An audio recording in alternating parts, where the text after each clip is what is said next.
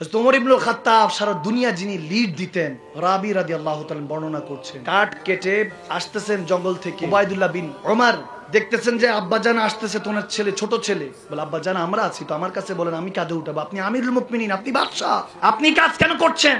ওমর বলছেন নফস বড় ডিস্টার্ব দিচ্ছে। নফস বলতেছে তুমি অনেক বড় হয়ে গিয়েছো, আল্লাহওয়ালা হয়ে গিয়েছো, যখন এরকম করলো এজন্য কাঠ কেটে কাঁধে উঠিয়েছি, না খেয়ে কাঠগুলি আমার জ্বালানির জন্য বাসায় নিয়ে যাচ্ছি। সুবহানাল্লাহ। ওমর ইবনুল খাত্তাব এভাবে নফসকে কন্ট্রোল করতেন। হায় হায়, একদিন খাতুন তেনার স্ত্রীর কাছে গিয়ে চোখের পানি ছেড়ে কাঁদছেন। তেনার স্ত্রী বলতেছেন ইয়া আমিরুল মুমিনিন, কেন কাঁদছেন? এখানে একটা হাদিস মনে পড়লো, আরেকটা বুখারী শরীফের। ইরান থেকে বাদশা কিছু প্রজা পাঠালো, দেখো তো ওমরের কি অবস্থা, কি পাওয়ার, কি তার অবস্থানটা একটু দেখে আসো। আসলো কাফেলা, সাথে কিছু ইরানের রানী, সেও কিছু খাদেমা পাঠালো যে হযরত ওমরের স্ত্রীকে দেখো তো ঘরের কি পরিবেশ, তেনার ঘরটা কিভাবে চালায়, কারণ ঘর শান্তি তো দুনিয়া শান্তি। ঘরে গিয়ে যদি স্ত্রী বলে ক্যাটকে কই ছিলা, এতক্ষণ কই ছিলা, এত দেরি, এটা কোনো কথা? তুমি তুমি করে কেন বলছেন, আপনি করে বলতে হবে। আওয়াজ দেয় না। আকর্ষণ 3 মাস থাকে, 4 মাস থাকে, 5 মাস থাকে, এরপর আকর্ষণ থাকে না। মোবাইল ফোন 20-25 দিন, যুবক ধরতে দেয় না, বন্ধু ধরিস না, এটা অনেক টাকার দাম, পড়ে গেলে শেষ। গাড়ি কিনলে মার্সিডিজ, বিএমডাব্লিউ, রোলস রয়েস, দামি দামি গাড়ি কিনলে, ইনফিনিটি, এখন বাইক কিনলে, ভালো ভালো রয়্যাল ইনফিনিটি, কত রকমের কত কিছু চলে আসছে, কিনলে ধরতে দেয় না, বসতে দেয় না। কিন্তু এগুলো 2-3 মাস, বিয়ের পর সংসার ধর্ম 4-5 মাস ভালো লাগে অনেকে। এখন তো এমন জেনারেশন 1 মাসও ভালো লাগে না, 1-1.5 মাস মাথায়, 40 দিন, 3 দিন, 1 সপ্তাহের মাথায় এখন তালাক হয়ে যায়, নাউজুবিল্লাহ।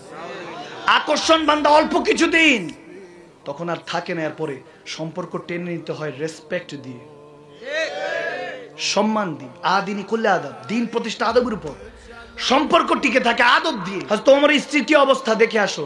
খাদেমার আসলো, এসে দেখলেন এখন হযরত ওমরের স্ত্রী, তিনি খাতুন চিন্তা করলেন রানী পাঠিয়েছে, একটা ভালো পোশাক দিলেন, একটা খুশবুর বোতল দিলেন। ভালোবাসা প্রকাশ করলে তোফা দিতে হয়, গিফট দিতে হয়, ঠিক না? দিলেন, এরপর নিয়ে চলে গেলেন। ইরানের রানী দেখলেন হযরত ওমরের ওয়াইফ বিবি, তিনি আমার জন্য তোফা পাঠিয়েছেন, স্বর্ণের গহনা টহনা যা আছে, কোটি কোটি, এখনকার কোটি কোটি টাকার পোশাক আশাক, আলিশান রেশমি কাপড়, তখনকার আলিশান পোশাকগুলি পাঠিয়ে দিলেন। যখন হযরত ওমরের কাছে আসলেন ওগুলো নিয়ে, হযরত ওমর বললেন এগুলো কার? বলে ইরানের রানী পাঠিয়েছে আপনার খাতুনের জন্য, আপনার স্ত্রীর জন্য। তো বলতেছে আচ্ছা আচ্ছা, নিয়ে আসলেন। বলে নিয়ে আসো। উসুলওয়ালা ছিলেন অনেক হযরত ওমর, মুনাফিকরাও জানতো, কাফেররাও জানতো, মুসলমান মুমিনরাও জানতো ওমরের কাছে কোনো ছাড় নাই।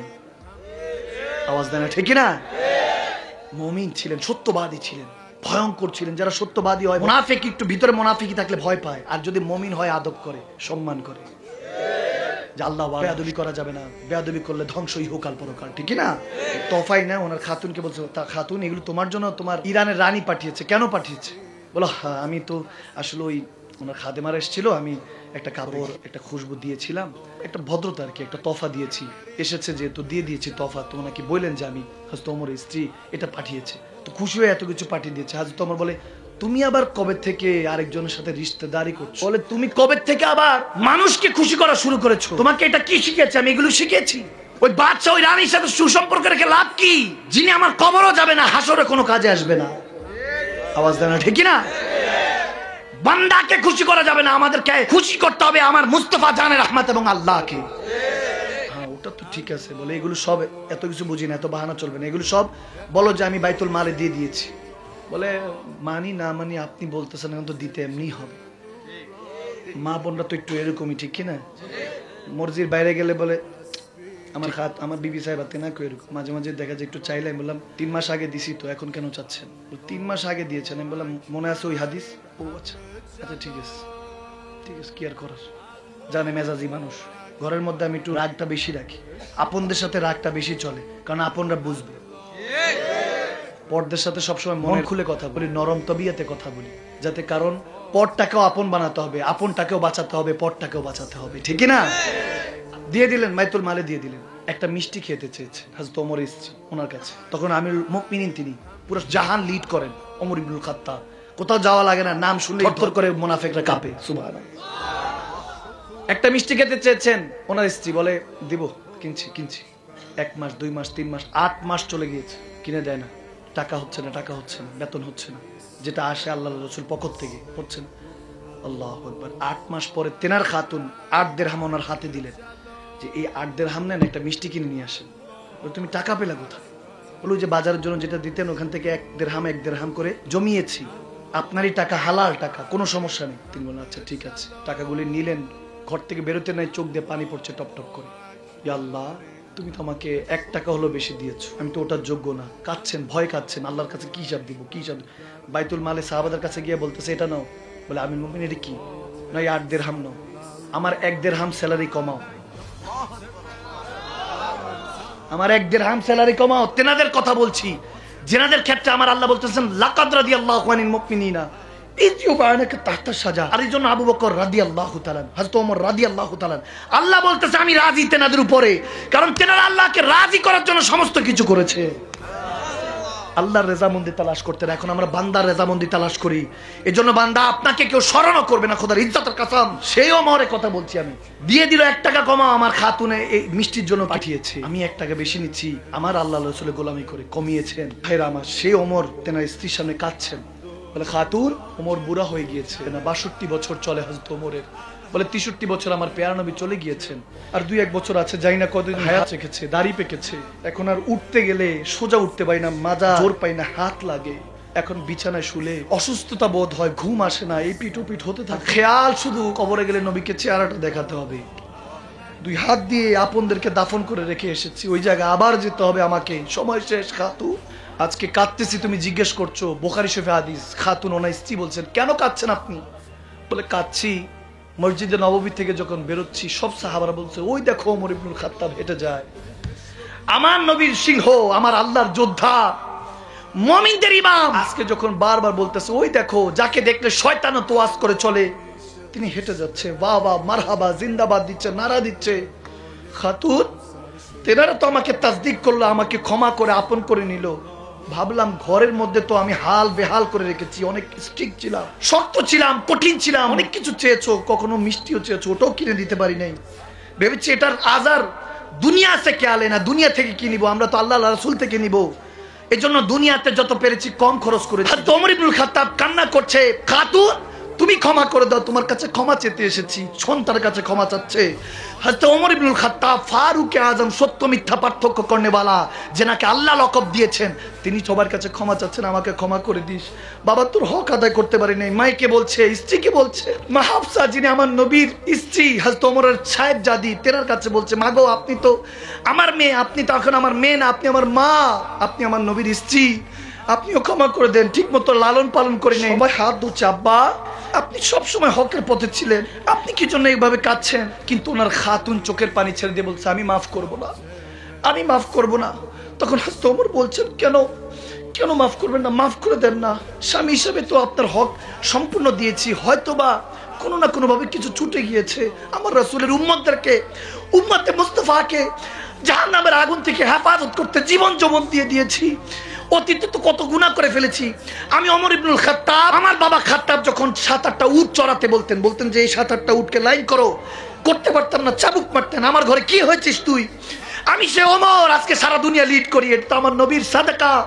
সেই নবী উম্মতের জন্য রাব্বি হাবলি বলে উম্মতি বলে কাঁদে, উম্মতের জন্য করব না। খাতুন ক্ষমা করে দাও, মাফ চাচ্ছি তোমার কাছে। হযরত ওমর ইবনুল খাত্তাবের স্ত্রী বলতেছেন আপনাকে ক্ষমা করব না, একটা শর্ত আছে, তাহলে ক্ষমা করব। বলে কি? বলে হাসরের ময়দানে পেয়ারা নবী যখন আপনাকে জান্নাতে নিয়ে যাবে, আপনার সাথে আমাকেও নিতে হবে, আমাকেও নিতে হবে। যখন বলতেছে আমাকে নিয়ে যাবেন, তো তখন বলতেছে খাতুন এত বড় গুনাহগার আমি কিভাবে বলবো যে তোমাকে আমার সাথে নিব? যদি দয়াল নবী আমাকে শাফাআত দেয়, যদি সুপারিশ করে, আল্লাহ যদি জান্নাত দেয়, ওয়াদা রইল তোমাকে না নিয়ে আমি জান্নাতে প্রবেশ করব না। তখন খাতুন আর হযরতে ওমর এবং তেনার স্ত্রী একজন আরেকজনের হাত ধরে কাঁদছে, কাঁদছে কাঁদছে। একজন নেককার স্ত্রী বান্দার জন্য কত বড় নিয়ামত, আমার নবী বলেছেন জান্নাত থেকে কোনো অংশে কম নয়।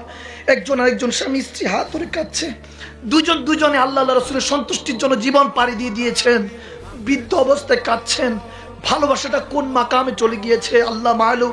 দুজনে কাঁধের মধ্যে মাথা ফেলে কাঁদছেন। হাদিসের এই জায়গার মধ্যে পড়তে লাগলাম, তখন আস্তে করে খাতুন বলেন হুজুর আপনি তো আপনারটা চেয়ে নিয়েছেন, আমার টিকিটটা চাইতে পারি? বলে বলো।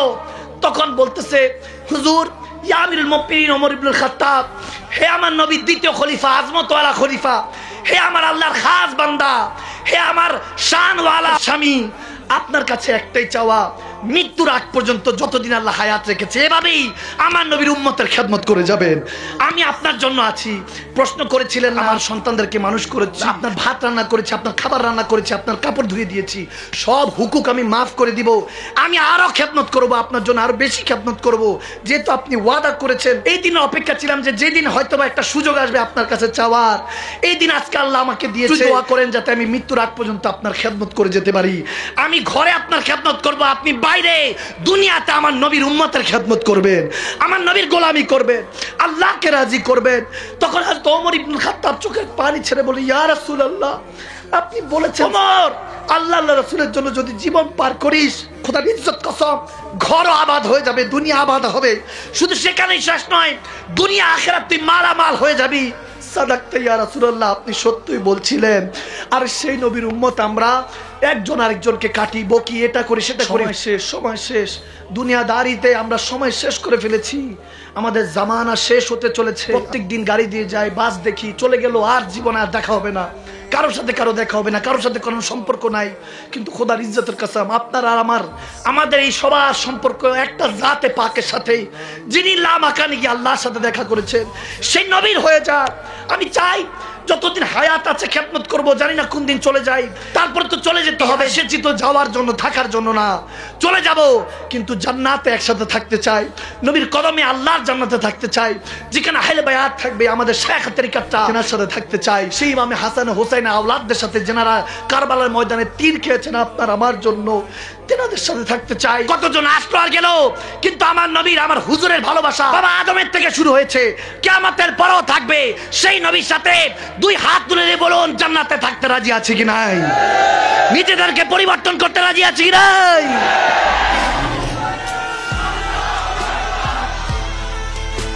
من الفتى الكريم؟ عمر بن الخطاب.